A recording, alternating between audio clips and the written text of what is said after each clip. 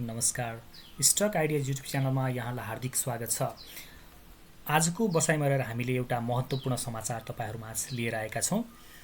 आजको समाचारतर्फ लाग्नु अगाडि यहाँलाई विशेष अनुरोध कि तपाईले आजसम्म पनि हाम्रो च्यानललाई सब्स्क्राइब गर्नुभएको छैन भने कृपया हाम्रो च्यानललाई सब्स्क्राइब गर्नुहोला। त्यसको लागि युट्युबमा गएर @7stockidea हालेर सर्च गर्नुभयो भने हाम्रो यो लोगो भएको च्यानल खुल्छ र यसमा सब्स्क्राइब गरी नजिकैको बेल आइकन दबाई अल अप्सनमा क्लिक गर्नुभयो भने हामीले भिडियो राख्न साथ तपाईहरुलाई नोटिफिकेसन प्राप्त हुन्छ र तपाईले शेयर बजार सम्बन्धी लेटेस्ट जानकारी प्राप्त गर्नुहुन्छ।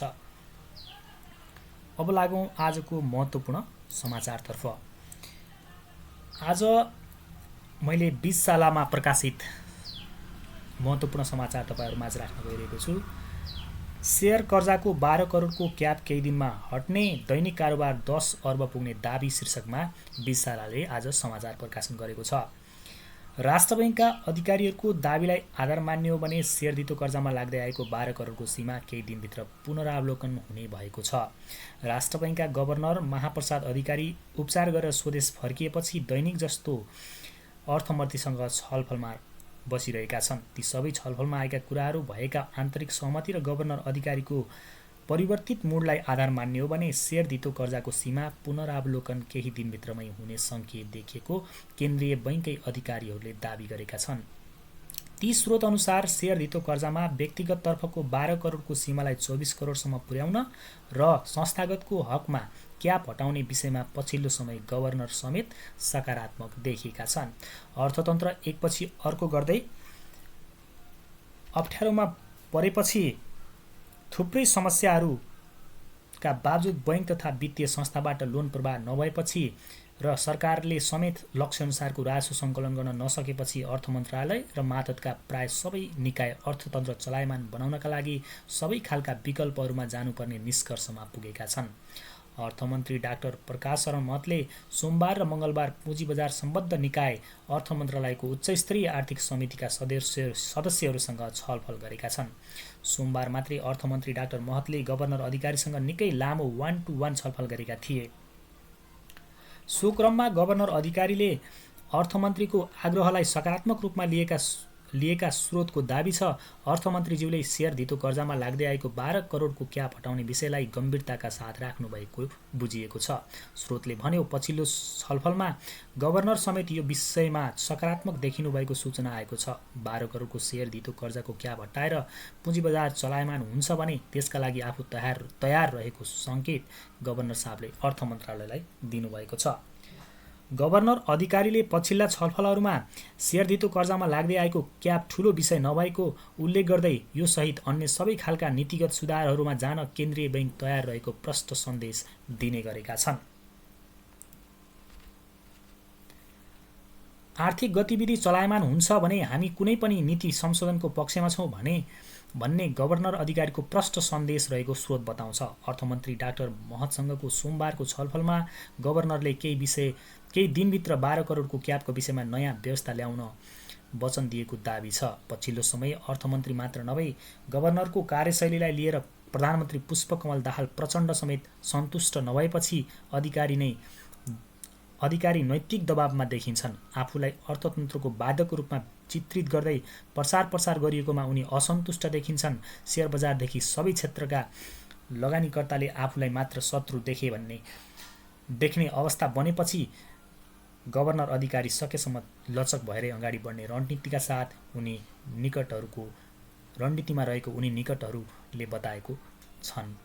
स्रोतका अनुसार असोज 5 गते अर्थमन्त्री डाक्टर महत इजिप्टको एक साता लामो भ्रमणका लागि जाँदैछन्। अर्थमन्त्री डाक्टर महत भर्सक असोज 5 गते अघि नै 12 करोडवाला शेयर धितो कर्जामा क्यापको संशोधन होस् भन्न चाहन्छन्। तर ढिलै भए पनि यो व्यवस्था राष्ट्र बैंकको एउटा सर्कुलर मार्फत नै हट्न सक्ने भएकाले अर्थमन्त्री ढुक्क भएका देखिन्छन्। ढिलोमा अर्थमन्त्रीज्यू इजिप्टको भ्रमण सकेर स्वदेश आइपुग्दा 12 करोड सम्बन्धी व्यवस्था संशोधन भइसक्ने देखिन्छ। केन्द्रीय बैंकले सोही अनुसार तयारी अगाडि बढाएको सूचनाहरू आएका छन्। अर्थमन्त्रीले निजी सचिवालयमा एक सदस्यले जानकारी दिए। अर्थमन्त्री डाक्टर महतले पुँजी बजार चलायमान बनाउने र दैनिक कारोबार 10 अर्ब माथि पुर्याएर निकै राम्रो राजस्व बजारबाट सङ्कलन गर्ने योजनामा छन्। केही महिनासम्म दैनिक 10 अर्ब हाराहारीमा दोस्रो बजारमा सेयर कारोबार भएको खण्डमा सरकारलाई राजस्वमा निकै ठुलो योगदान हुन्छ भन्ने हाम्रो बुझाइ छ। अर्थस्थित स्रोतले भन्यो, पछिल्लो समय स्वयं अर्थमन्त्रीज्यू अर्थतन्त्र चलायमान बनाउने सबै विकल्पमा जान तयार हुनुहुन्छ। ब्याक टु ब्याक सम्बन्धित निकायहरूको छलफल पनि डाकिरहनु भएको छ। यदि यसपटकको गम्भीर आग्रहलाई पनि गभर्नरले अटेर गरेमा राष्ट्र बैङ्कले बोर्ड बैठकमा बहुमतले सेयर धितो कर्जाको क्याप हटाउने निर्णय गराउने सम्मको रणनीति अर्थ मन्त्रालयले बनाएको बुझिएको छ। हजुर, सेयर धितो कर्जाको बारेमा यो अत्यन्तै महत्त्वपूर्ण समाचार आजको 20 सालामा प्रकाशित भएको छ, मैले तपाईँहरू सामु राखेँ। अब सेयर धितो कर्जाको क्याप हटिसकेपछि अथवा हट्ने भएपछि आज बजारमा निकै राम्रो चमक पनि देखिएको छ, जो हामीले आजको बजारलाई हेरेर सहज अनुमान गर्न सक्छौँ कि हामी सकारात्मक तरिकाले सोच्न सक्ने अवस्थामा पुगिसकेका छौँ। अब हामीले कस्तो रणनीति अपनाउन सकिन्छ त? 12 करोडको क्याप हट्ने भयो भने हामीले कस्तो खालको रणनीति अपनाएर अगाडि बढ्न सकिन्छ त? पक्कै पनि 12 करोडको क्याप हट्ने भयो भने बजारमा एउटा राम्रो उछालको अपेक्षा गर्न सक्छौँ। त्यसका लागि हामीले पूर्व तयारी गर्नु जरुरी हुन्छ। हामीसँग क्यास कलेक्टेड हुनुपर्ने हुन्छ, अथवा हामी क्यासमा बसिरहेको अवस्था छ भने अब बजारमा इन्ट्री गर्ने बेला भइसकेको छ। यदि क्यास छैन भने हामीले लोनको प्रबन्ध गर्नुपर्ने हुन्छ र हामीसँग भएका लोन लिन मिल्ने खालका कम्पनीहरूलाई चाहिँ हामीले धितो राखेर पनि लोन लिन सक्छौँ र बजारमा प्रवेश गर्न सक्छौँ। र क्यास छ, हामीले अलिक ठुलो मात्रामा लगानी गर्न चाहन्छौँ भने पहिलो चरणमा हामीले फन्डामेन्टली स्ट्रङ खालका कम्पनी किन्ने र ती कम्पनीहरूलाई धितोमा राखेर फेरि लोन लिएर त्यसबाट हामी ट्रेडिङ गरेर पनि कमाउन सक्छौँ भन्ने मेरो राय अथवा मेरो विचार रहेको छ। अब हिजो हामीले बजारमा भनेअनुसार जुन परिकल्पना गरेका थियौँ समाचारसँगै बजारमा उछाल आउन सक्छ भन्ने, त्यो आज हामीले देख्यौँ। बजारमा 44.34 अङ्कको बढोत्तरी आएको छ र हामीले हिजो सुझाव दिएका केही कम्पनीहरूले आज सर्किट पनि हानेका छन्। एचडिएचपिसी 10% को वृद्धि छ, डिएचपिएलमा पनि 10% को वृद्धि देख्छौँ, एनएचपिसी 10% को वृद्धि लगायत थुप्रै कम्पनीहरूले आज 10% सर्किट मारेका छन्। र हामीले सुझाव दिएका हिजो हामीले जुन ट्रेडिङ पर्पजको लागि सुझाव दिएका कम्पनी थिए, ती कम्पनीहरूले आज राम्रो ग्रोथ गरेको हामीले देखेका छौँ। हामीले रावालाई सुझाव दिएका थियौँ, रावामा आज राम्रो ग्रोथ छ, अब किन्नु भने अलिकति खतरा हुनसक्छ। अर्को हामीले शिवश्री पनि भनेका थियौँ, शिवश्रीमा पनि आज जहाँसम्म राम्रो ग्रोथ छ। शिवश्री पनि आज 8.53% बढेको छ। अब यसको टार्गेट भन्नुहुन्छ भने अहिले पहिलो टार्गेटलाई त हिट गरेको छ, अब 166, त्यसपछि गएर हामी माथि जान सक्छौँ, 185 को टार्गेट लिएर अगाडि बढ्न सक्छौँ। आज भोल्युम सहित बढेको हुनाले यो घट्छ जस्तो मलाई लाग्दैन, तर यहाँ ग्यापमा ओपन भएको रहेछ, एकचोटि यो ग्याप फिलिङ गर्न आउन सक्ने सम्भावना पनि छ। यदि यो ग्याप फिलिङ गर्न 150 को पेरिफेरीमा आउँछ भने फेरि पनि हामीले यो कम्पनीलाई किन्न सक्छौँ। अब मैले भनिसकेँ, सेयर धितो कर्जाको लागि केही राम्रा कम्पनीहरू किनेर हामीले राख्न सक्छौँ। म केही उदाहरणहरू दिन चाहन्छु। सिबिबिएल छ एउटा राम्रो फन्डामेन्टल भएको, हामीले लोनको लागि पनि पछि प्रयोग गर्न सक्ने एउटा फन्डामेन्टल अझै बढिसकेको अवस्थामा छैन, आज घटेको रहेछ, अझै 962 रुपियाँ छ। यो कम्पनीलाई तपाईँले वाच लिस्टमा राख्न सक्नुहुन्छ, फन्डामेन्टल राम्रो अवस्थामा छ। अर्को एसकेबिपिएल पनि छ एउटा, यसलाई पनि हामीले फन्डामेन्टल स्ट्रङ कम्पनीको रूपमा हेरेका छौँ, 905 रुपियाँ छ। यो कम्पनीलाई पनि तपाईँहरूले वाच गर्न सक्नुहुन्छ। आज खास गरी हाइड्रो पावरमा चमक आएको छ, यसर्थ हाइड्रो पावरका अधिकांश कम्पनीहरू बढेका छन् भने अन्य सेक्टरमा चाहिँ यो माइक्रो फाइनेन्समा त्यति बढोत्तरी देखिँदैन। त्यसै गरी हामीले केही ब्याङ्क्सहरू पनि हेर्न सक्छौँ, पछि धितोमा राखेर लोन लिनको लागि राम्रो फन्डामेन्टल भएका केही ब्याङ्क्सहरू छन्, तिनीहरूलाई पनि हामीले वाच गर्न सक्छौँ। एससिबी छ, स्ट्यान्डर्ड चार्टर्ड ब्याङ्क आज घटेको छ। यो एभरेस्ट ब्याङ्कले लाभांश घोषणा गरेसँगै यसमा पनि अलिकति क्रेज कम भएको देखिन्छ। अपेक्षा गरे भन्दा कम लाभांश दिइसकेपछि एभरेस्ट ब्याङ्कले यसप्रतिको विश्वास पनि टुटेको छ, त्यो इफेक्ट पर्न गएको हो। तर फन्डामेन्टली यो कम्पनी निकै राम्रो छ। एपिएस 37 रुपियाँ देखिन्छ, पी रेसियोको आधारमा 14 मात्रै छ। 15 भन्दा तल पी रेसियो भएको कम्पनी हामीले लङ टर्मको लागि पनि किनेर राख्न सक्छौँ। इबिएल पनि 20 चाहिँ यसले लाभांश घोषणा गरेको छ र घटेको छ, किनभने यसमा लाभांश क्षमता अनुसार बोनस र लाभांश दिएन भनौँ होइन। 40% हाराहारीमा क्षमता हुँदै पनि यसले चाहिँ 20% हाराहारीमा मात्रै लाभांश घोषणा गरेको हुनाले लगानीकर्ताको अलिकति यसमा सप्लाई आएको हुनसक्छ। तर हामीले यो घटेको मौकामा चाहिँ यसलाई वाच लिस्टमा राख्न सक्छौँ for long term as a strong company होइन।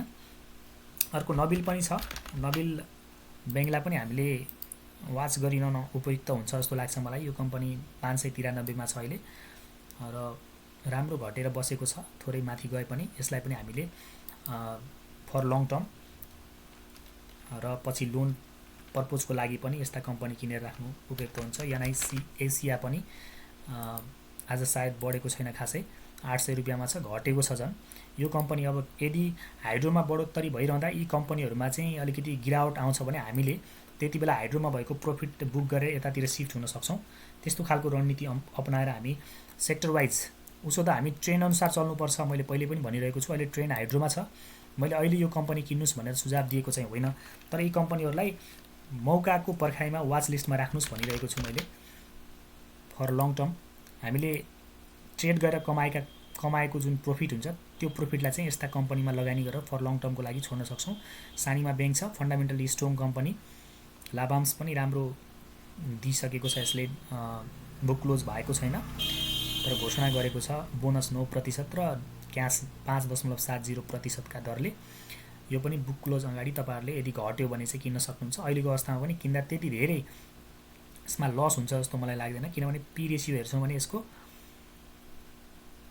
13.7 छ रहेको छ। 15 भन्दा तल पी रेसियो भएको कम्पनी किन्न हामी डराउनु पर्दैन। अर्को एउटा एमबिएल पनि छ। एमबिएल पनि घटेर बसेको छ। यसले पनि लाभांश घोषणा गरेको छ। पी रेसियो 14.84 छ भने यसले लाभांश चाहिँ यो आर्थिक वर्षको लागि घोषणा गरेको छ, यहाँ देखाएको रहेनछ। 13.30 बोनस सेयर र कर तिर्नको लागि 0.70 चाहिँ यो कम्पनीले लाभांश घोषणा गरेको छ। बुक क्लोज भएको छैन। अहिले पनि हामीले कम्पनीलाई किन्न सक्छौँ, तर मैले आजभोलि नै किन्नुस् भन्दिनँ। अहिले हाइड्रोमा ट्रेन्ड आयो भने हाइड्रोतिर सिफ्ट हुन सक्छन् खेलाडीहरू, त्यो बेला चाहिँ यी कम्पनीहरू घट्न सक्छन् र हामीले त्यो घटेको मौकामा चाहिँ यस्ता कम्पनीहरू किन्न सक्छौँ। त्यसकारण मैले यी कम्पनीहरूको बारेमा बताइरहेको छु। र यति बेला त हाइड्रोमा ट्रेन्ड आइरहेको अवस्थामा हामीले हाइड्रोमै ट्रेड गर्नुपर्छ। मैले हिजो भनेका कम्पनी लगायत कम बढेका कम्पनी हेर्न सक्नुहुन्छ। मैले राप्ती पनि भनेको थिएँ, राप्ती हेरौँ कस्तो भएको छ। आज धेरै बढिसकेका छन्, अलिकति डराएर काम गर्नुपर्ने हुन्छ। तर घटेको बिन्दुबाट हेर्छौँ भने त खासै बढेको होइन, तर तल्लो बिन्दुबाट हेर्छौँ भने धेरै बढिसकेका छन्। एकदमै स्ट्रङ स्टप लस राखेर अब हाइड्रोका सेयरहरूमा चाहिँ हामीले कारोबार गर्नुपर्ने हुन्छ। जिबिएल भनेको थियो एउटा फन्डामेन्टल्ली पनि राम्रो भएको प्लस ट्रेडको लागि राम्रो हुनसक्छ भनेर हिजो भनेको थिएँ। आज एकदमै राम्रो बढिसकेको छ। 50, 70, 25 रुपियाँको पेरिफेरीमा यो कम्पनी बढेछ आज। तपाईँको यसले चाहिँ आज हिजोको तुलनामा 8.47% को गेन दिएको छ। स्टार्टिङमा किनेको भए आज राम्रो प्रफिट हुने थियो यो कम्पनीमा, तर अझै पनि यो कम्पनीमा थोरै करेक्सन आउँछ भने किनेर राख्न सक्ने खालको कम्पनी हो। मैले एचडिएचपिसी पनि भनेको थिएँ सस्तोमा, आइपिओकै दरमा आइसकेको कम्पनी थियो। आज एकदमै राम्रो ग्रोथ भएको छ, त्यो पनि भोल्युमसहित। तर ग्यापिङमा ओपन भएको हुनाले यो ग्याप फिल गर्न आयो भने एकदमै राम्रो अवसर हुनसक्छ हाम्रो लागि। हामीले चाहिँ यो कम्पनी 120 तिर किनेका थियौँ, अहिले चाहिँ 133 मा पुगेको छ र यो चाहिँ एउटा रेसिडेन्टको नजिक छ। यसमा गिरावट आउन सक्ने सम्भावना पनि छ। अब किनभने अलिकति सचेत भएर किन्नु होला, तर स्टप लस राम्रो स्ट्रङली स्टप लस राखेर किन्न सक्नुहुन्छ। सान्जेन जलविद्युत पनि मैले यसमा पनि राम्रो बढोत्तरी आइसकेको अवस्था रहेछ। अहिले चाहिँ हाइड्रोका कम्पनीहरू हेर्छौँ भने धेरै जसो बढिसकेको अवस्थामा छन्। अहिले चाहिँ माइक्रो फाइनान्स, ब्याङ्क र इन्सुरेन्स सेक्टरका कम्पनीहरूलाई वाच लिस्टमा राख्नु होला र हाइड्रोमा ट्रेड गर्नु होला। यही नै रणनीति अपनाउँदाखेरि एकदमै बेस्ट हुन्छ। आजको मेरो लगानीमा पनि यो सेयर धितो कर्जाको बारेमा एउटा समाचार आएको छ। सेयर धितो कर्जामा लगाएको 12 करोडको सीमा नहटाउँदा सञ्चालक समितिमा नै अल्पमतमा पर्ने देखिएपछि गभर्नर महाप्रसाद अधिकारी उक्त सीमा हटाउन सकारात्मक देखेका छन् भनेको छ। यति बेला सेयर धितो कर्जामा लगाइएको 12 करोडको सीमाको विषय जोडतोडका साथ उठेको छ। अर्थमन्त्री प्रकाश सहमतले नै उक्त सीमा हटाउन गभर्नरलाई आग्रह गरिरहेका छन्। उनले यसअघि गभर्नरलाई अर्थ मन्त्रालयमा नै बोलाएर यस विषयमा छलफल गरेका थिए। राष्ट्र ब्याङ्कको सञ्चालक समितिको बैठक भोलि नै बस्दैछ। अर्थ सचिव कृष्णहरि पुष्कर अर्थ सचिव नियुक्त भए पश्चात पहिलो पटक राष्ट्र ब्याङ्कले सञ्चालक समितिको बैठकमा बस्दैछन्। भोलिको सञ्चालक समितिको बैठकमा नै 12 करोडको सीमाको विषयमा छलफल हुन सक्ने बुझिएको छ। सञ्चालक समितिमा बहुमत सञ्चालक 12 करोडको सीमा हटाउनु पर्नेमा सहमत देखिएका छन्। यसले गर्दा उक्त सीमा नहटाउन अडान लिइरहँदा गभर्नर अल्पमतमा पर्नेछन्। अहिले बाहिरी रूपमा पनि सेयर धितो कर्जामा लगाइएको 12 करोडको सीमाकै कारण गभर्नर अधिकारी आलोचित हुँदै आएका छन्। यसले गर्दा पनि अधिकारी 12 करोडको सीमालाई संशोधन गर्न सहमत देखिएका छन्। 12 करोडको सीमालाई पुरै हटाउने वा संशोधन गरेर सीमा बढाउने भन्ने विषयमा भने सञ्चालक समितिमा सहमति गरेर निर्णय गरिनेछ भनेर मेरो लगानीमा पनि समाचार प्रकाशित भएको छ। यसरी यत्र तत्र सर्वत्र 12 करोडकै चर्चा र समाचारहरू आइरहेका छन्। अब जसरी पनि यो 12 करोडको सीमा नहटाई गभर्नरलाई सुख छैन, राष्ट्र ब्याङ्कलाई सुख छैन र मुलुककै राजस्व सङ्कलनको विषय पनि हो। यसर्थ पनि अब 12 करोडको सीमा पूर्ण रूपमा हट्ने जस्तो देखिएको छ। यसर्थ पनि हामीले लगानी रणनीति आफूसँग भएका सेयरहरू स्ट्रङली होल्ड गरेर बस्ने यो बेला हो जस्तो लाग्छ र आफूसँग पैसा छ भने कम्पनीहरू हेरेर अझै बढी नसकेका कम्पनीहरूमा आफ्नो लगानी लगाएर चुपचाप हेरेर बस्ने बेला हो जस्तो लाग्छ। पक्कै पनि तपाईँहरूलाई आजको हाम्रो भिडियो कस्तो लाग्यो, कृपया जस्तो लाग्यो त्यस्तै प्रतिक्रिया दिनुहोला। आजसम्म पनि हाम्रो च्यानललाई सब्सक्राइब गर्नुभएको छैन भने च्यानललाई सब्सक्राइब गर्नुहोला। भिडियोहरूमा तपाईँहरूको रचनात्मक प्रतिक्रिया छोड्नुहोला र भिडियोलाई एउटा लाइक दबाउनुहोला भन्दै आजको बसाइबाट बिदा चाहन्छु। नमस्कार। यहाँहरूको समय शुभ बितोस्, शुभ समय।